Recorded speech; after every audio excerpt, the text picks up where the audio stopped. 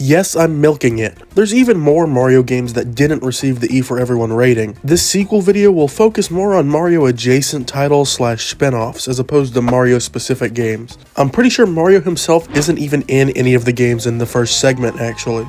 Speaking of which, I'll also be talking about games that should have gotten different age ratings. And I haven't played most of the games I'll be talking about in this video, so I'll just be going off of what I've heard.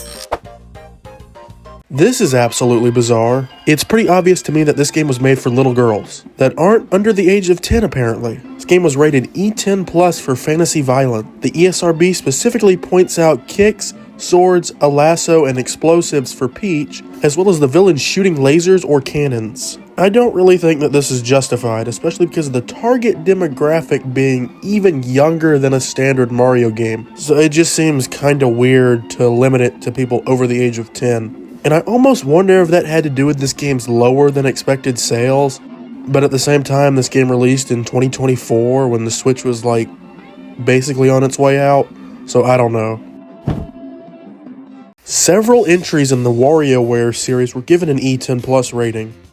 Those games are WarioWare Smooth Moves, Gold, Get It Together, and Move It. The ratings are mainly due to cartoon violence and crude humor. Yeah, I think this makes sense. I mean, if we go back to Smash Bros for a second, Wario in these games is based off of his appearance in the WarioWare series, and one of his most iconic attacks is this. That's pretty crude. I feel like almost every single game in this entire franchise has a cartoon violence mention on their rating, so it's not really worth talking about in any detail other than this game has cartoon violence. Wario Master of Disguise, which is a pretty obscure game, was given an E10 plus rating due to mild cartoon violence, shocking, and crude humor, also shocking. Not too much to say here. Like I said a second ago, I don't really think anybody remembers this game anyway. I feel like it's fair to talk about Nintendo Land since I mentioned Smash Bros last time. And look, that's basically Mario right there. This is one of the few games in this video that I've actually played, and it received an E10 plus rating for, guess what? Cartoon violence and crude humor. Are you sick of hearing those words yet? You're probably sick of hearing my voice because I'm sick. I definitely think this game should have been rated higher though, because in the Pikmin minigame, there's brown blobs that resemble animal droppings. Unacceptable. Now, unless Yoshi's Fruit Cart is way more gruesome than I remember, this game probably shouldn't count for this video since I'm 99% sure that none of the reasons for the E10 plus rating came from any of the Mario minigames, but oh well. Donkey Konga 2 has a way more interesting reasoning for its age rating than a lot of these others. That being language. No, unfortunately, Donkey Kong's not using modern marketing strategies and cursing, but making it kind of funny where it's like, oh, we almost said a bad word, guys, laugh and buy our stupid product. It's technically due to mild lyrics. The Donkey Konga games are rhythm games that use actual real-life songs. And since the music industry is pure evil, some of these songs use profanity. Horrifying. I just find it incredibly fascinating that a Mario franchise game got a T for teen rating due to language. That's pretty crazy in my opinion. The latest game in this entire franchise that isn't a re-release is Donkey Kong Bonanza, which received an E10 plus rating due to the main form of combat being punching. I mean, I guess if that kind of pushed Odyssey over the edge, I don't see why it wouldn't here. It's not violent by any means, but I suppose it was enough to warrant the ever so slightly higher rating. I've also played a bit of this game but haven't finished it. I should probably go back to it, though.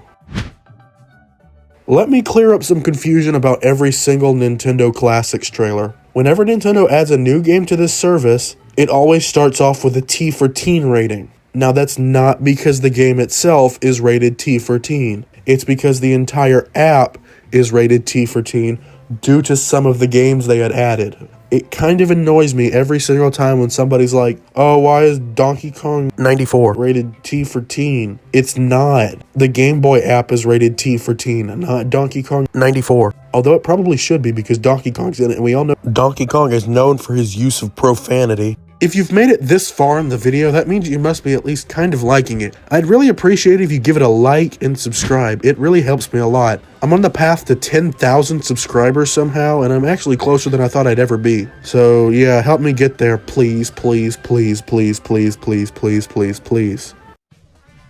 Now I'll be discussing some games that should have been rated differently than what they actually were given. Mario and Luigi Partners in Time. I'm not sure how I missed this one last time. I guess it was just because I was dumb, I don't know. This game has a darker plot compared to a lot of the other entries in this series. So at the very least an E10 plus rating is warranted, and it would have been within the time frame, so it should have gotten one. Now this is just my opinion, but I think if a game has microtransactions of any kind, then it should not be rated E for everyone. Meaning that Dr. Mario World and Mario Kart Tour should both be E10 plus minimum. I mean, they basically promote gambling with real life money to little kids. That's bad. Well, at least Mario Kart Tour does.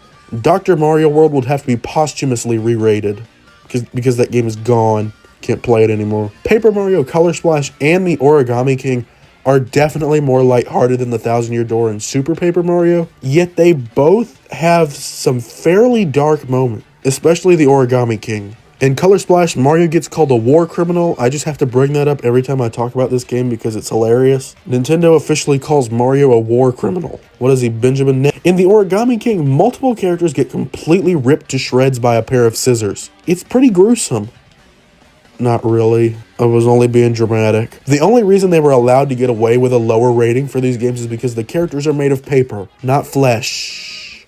Now let's go to the opposite end of the spectrum here.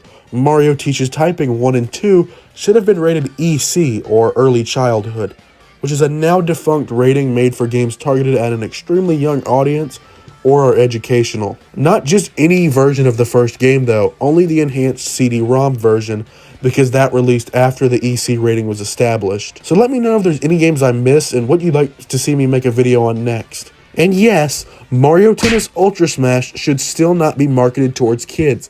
That game is so bad it should be considered child abuse forcing your kids to play that garbage. I have 2 copies of it.